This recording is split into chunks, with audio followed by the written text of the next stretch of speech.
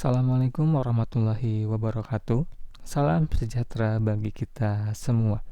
Semoga pada pertemuan kali ini kalian tetap sehat dan tetap semangat untuk menjalankan aktivitas pada kali ini. Selanjutnya, pada kesempatan kali ini kita akan membahas tentang materi yang ada di bab 8, yaitu tentang bioteknologi. Ini adalah pertemuan pertama. Yang akan kita pelajari pada materi kali ini itu ada pengertian bioteknologi, lalu bioteknologi konvensional dan modern. Selanjutnya ada penggunaan mikroorganisme, itu dimulai dari makanan dan minuman, penghasil obat, penghasilan protein, penghasilan energi, bidang peternakan, penghasilan zat organik, enzim, dan vitamin, biopestisida, bidang pertambangan, serta bioplastik. Selanjutnya ada kultur jaringan pada tumbuhan. Selanjutnya cloning pada hewan, meliputi cloning embrio dan cloning transfer inti. Rekayasa genetika dilihat dari pemanfaatan, termasuk ada terapi gen, vaksin baru, organisme transgenik, lalu fusi sel, dan rekombinasi DNA, dan yang terakhir dimensi. Pengertian bioteknologi. Bioteknologi adalah ilmu yang menerapkan prinsip ilmiah dan kerekayasaan untuk penanganan dan pengolahan bahan mentah organik maupun anorganik dengan bantuan makhluk hidup untuk meningkatkan potensi makhluk hidup serta menghasilkan produk dan jasa bagi kepentingan hidup manusia. Input yang didapat itu ada bahan baku, mikroorganisme, serta sel hewan dan sel tumbuhan. Prosesnya, aplikasi prinsip ilmiah, kerekayasaan, dan teknologi. Selanjutnya, output atau produk yang dihasilkan dilihat dari makhluk hidup, hewan ternak, dan tumbuhan yang bersifat unggul. Dilihat dari produk makanan, minuman, obat-obatan, bahan bakar, atau senyawa biokimia. Dilihat dari jasa, pengolahan limbah, pemisahan logam, atau pemberantasan hama. Bioteknologi konvensional dan modern. Perbedaan bioteknologi konvensional dan bioteknologi modern itu bisa dilihat dari yang pertama, mulai ada. Kalau misalnya konvensional, sejak awal peradaban manusia. Dilihat dari bioteknologi modern, perkembangan sejak struktur dan fungsi DNA ditemukan. Yang kedua, cara pemanfaatan dilihat dari konvensional, menggunakan langsung hasil yang diproduksi oleh mikroorganisme. Bioteknologi modern menggunakan organisme untuk memperbaiki dan meningkatkan kinerja genetik organisme. Yang ketiga, peralatan dan teknologi yang digunakan. Konvensional, peralatan dan metode yang sangat sederhana. Modern, peralatan modern dengan berbagai teknologi yang canggih tentunya. Yang keempat, proses dan hasilnya. Konvensional, kurang steril, hasilnya sedikit ataupun terbatas, dan kualitas belum terjamin. Modern, steril, hasilnya banyak dalam waktu cepat, dan kualitas terstandarisasi. Yang kelima, contoh. Konvensional, pembuatan tempe, tapai, tuak, roti, yogurt, keju, dan nata de coco. Modern, kultur jaringan, organisme transgenik, hewan hasil cloning, dan insulin buatan. Pengembangan bioteknologi kondisi non-steril dan steril.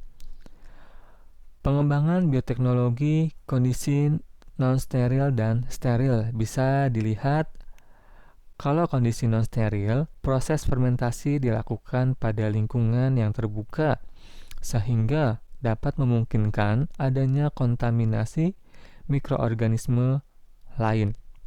Contoh, pengolahan limbah dan pembuatan pupuk kompos.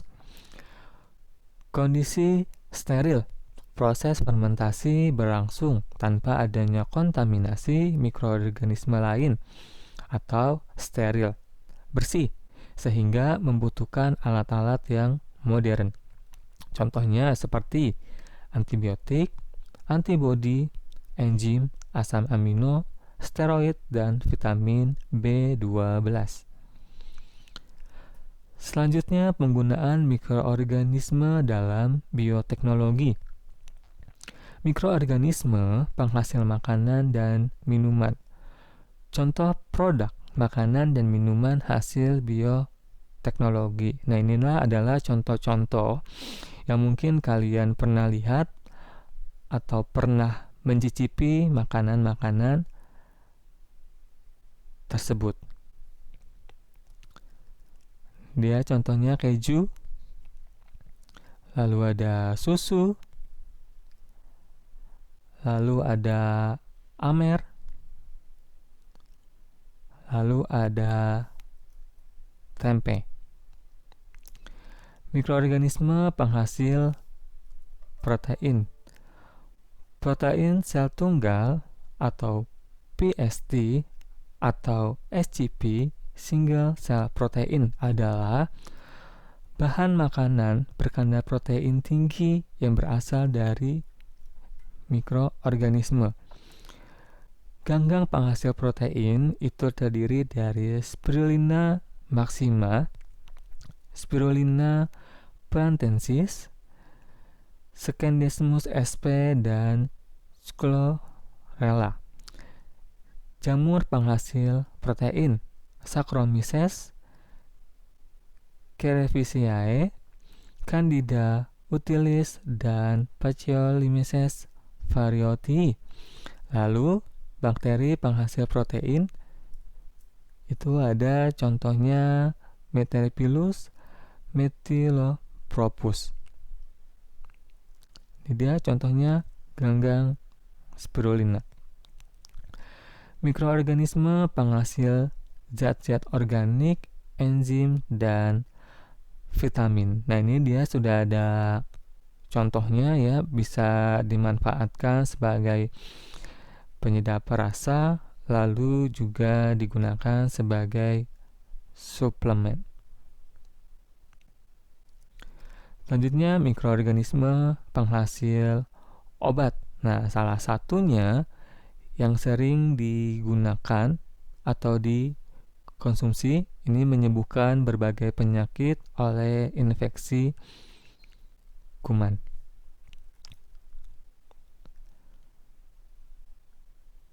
Selanjutnya, vaksin.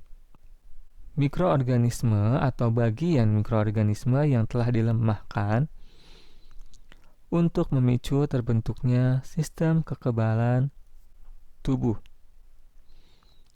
Selanjutnya, yang ketiga, ada interferon, adalah senyawa glikoprotein yang disekresikan oleh sel hewan vertebrata akibat rangsangan biologis atau senyawa-senyawa tertentu. Ini ada mikroorganisme penghasil energi. Bahan bakar alkohol. Penggunaan alkohol sebagai pengganti bahan bekas bensin pada tahun 1890 diperoleh dari hasil fermentasi substrat gula tebu, pati, selulosa, ataupun jagung dengan bakteri Zygomicron. Momonas mobilus, dan lain sebagainya. Lalu ada gas metana. Pemanfaatan biogas metana sebagai sumber energi yang dihasilkan oleh mikroorganisme dalam medium kotoran ternak. Contoh atau bahan yang digunakan mikroorganisme tersebut adalah Methanobacterium sp dan lain sebagainya. Selanjutnya ada gas hidrogen. Digunakan sebagai bahan bakar karena sifatnya mudah terbakar. Mikroorganisme yang digunakan adalah Chlorella pyrenoidosa. Selanjutnya, mikroorganisme pembasmi hama tanaman atau biopestisida. Contoh atau kegunaan untuk membunuh hama seperti ulat dan lengat, serta memberantas hama tanaman budidaya. Selanjutnya, pemanfaatan mikroorganisme dalam bidang peternakan. Hormon yang dihasilkan oleh bakteri Escherichia coli merangsang pertumbuhan hewan ternak sehingga produksi daging dan susu dapat ditingkatkan. Selanjutnya, mikroorganisme pengolah limbah atau bioremediasi meliputi pengolahan limbah organik menggunakan bakteri Clostridium butyrrium dimasukkan ke dalam limbah. Gula dalam limbah diurai menghasilkan basa nitrogen. Selanjutnya, pengolahan limbah dengan sistem lumpur aktif menggunakan mikroorganisme aerob pengoksidasi material organik. Lalu pengolahan limbah dengan biofilm. Biofilm atau lapisan bakteri untuk menguraikan materi organik dalam limbah. Selanjutnya, penguraian lumpur secara anaerobik. Bakteri anaerob Methanobacterium mengurai bahan organik menjadi CH4, CO2, H2, dan H2O. Selanjutnya, mikroorganisme pembersih limbah minyak menggunakan galur dari bakteri Pseudomonas putida dan jamur Cladosporium resinae yang mampu mengonsumsi hidrokarbon. Selanjutnya ada bioplastik. Bioplastik dibuat dari pati, selulosa, minyak nabati, amilum jagung, kolobot jagung, amilum ercis, dan biopolimer lainnya yang berasal dari mikroorganisme. Selanjutnya, yang keempat, kultur jaringan pada tumbuhan. Kultur jaringan adalah salah satu cara perbanyakan tanaman secara vegetatif, artinya tidak melakukan perkawinan. Berdasarkan sifat totipotensi, yaitu kemampuan sel yang tumbuh untuk tumbuh menjadi individu yang baru serta sempurna. Tahapan kultur jaringan itu yang pertama, bagian tumbuhan yang akan dikultur atau dieksplan diambil dari jaringan muda yang masih aktif membelah. Eksplan dibiarkan tumbuh menjadi massa sel yang belum berdiferensiasi, disebut kalus. Sel-sel kalus dipisahkan dan dikultur agar terbentuk kalus-kalus baru. Kalus akan tumbuh menjadi tanaman lengkap berukuran kecil atau biasa disebut dengan planlet. Planet yang mulai tumbuh dipindahkan pada medium tanah atau ditanam dengan sistem hidroponik. Selanjutnya yang kelima, cloning hewan. Cloning embrio. Cloning embrio adalah usaha untuk menghasilkan individu baru dengan sifat secara genetik sama dengan kedua induknya tanpa melakukan perkawinan secara alamiah. Cloning embrio pada manusia dikenal dengan istilah bayi tabung atau in vitro fertilization. Selanjutnya yang B, cloning transfer inti atau transplantasi inti.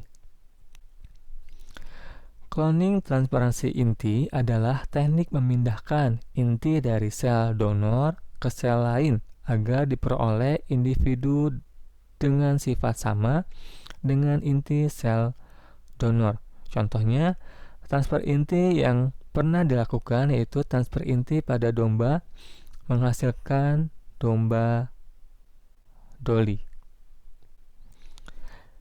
Yang keenam, rekayasa genetik. Yang A, fusi sel atau teknologi hibroda. Hibridoma adalah penyatuan fusi dua sel yang berasal dari organisme yang sama atau berbeda, menghasilkan sel yang mengandung campuran gen dari kedua sel tersebut. Contohnya adalah pembuatan antibodi monoklonal dari gabungan sel limfosit dan sel kanker. Selanjutnya ada rekombinasi DNA. Metode untuk memperoleh gen, metode tembak langsung, metode transkrip balik, atau metode sintesis gen. Lalu, enzim pemotongan dan penyambungan DNA. Enzim pemotongan adalah enzim restriksi endonuklease. Sel wadah, yaitu sel yang menerima rekombinan, umumnya menggunakan bakteri Escherichia coli. Vektor pembawa gen sering menggunakan plasmid, yaitu rangkaian DNA non-kromosom yang berbentuk sirkuler. Ketujuh, pemanfaatan rekayasa genetik. Terapi gen adalah usaha perbaikan kelainan genetik dengan memperbaiki susunan basa nitrogen pada rantai DNA dalam gen. Diterapkan untuk memperbaiki kelainan genetik ADD adenosin deaminase defisiensi, yaitu kelainan berupa kehilangan daya tahan tubuh akibat tidak adanya enzim ADA adenosin deaminase, sehingga rentan terkena infeksi patogen. Selanjutnya yang B, pembuatan vaksin baru. Vaksin subunit adalah salah satu vaksin baru yang diproduksi dari rekayasa genetika yang dibuat dari bagian tertentu mikroorganisme yang imunogenik atau mampu menimbulkan respon imunitas tubuh secara alamiah. Selanjutnya, pembuatan organisme transgenik. Yang pertama, tanaman transgenik adalah tanaman hasil rekayasa genetika dengan sistem penggabungan gen pada suatu rangkaian DNA. Yang kedua, hewan transgenik adalah hewan yang mengandung sisipan gen asing di dalam genomnya. Dapat dilakukan dengan dua metode. Yang pertama, pronuclear microinjection Dan yang kedua, embryonic stem cell electroporation. Yang kedelapan, dampak negatif bioteknologi. Yang A, kemungkinan menciptakan mikroorganisme patogen baru, timbulnya bahan makanan yang mengandung protein baru bersifat toksik atau racun bagi tubuh, munculnya tanaman supergulma. Teknik bayi tabung dapat membingungkan status orang tuanya. Resiko tinggi pada bayi organisme hasil cloning. Penyebaran bakteri strain secara liar. Erosi plasma nufta, terganggunya keseimbangan ekosistem, dan penyalahgunaan senjata biologis. Sekian pembahasan kali ini. Tetap jaga kesehatan, makan yang sehat dan bergizi. Jika ada yang tanya, silakan hubungi saya. Saya Rizky Pasini. Terima kasih. Assalamualaikum warahmatullahi wabarakatuh.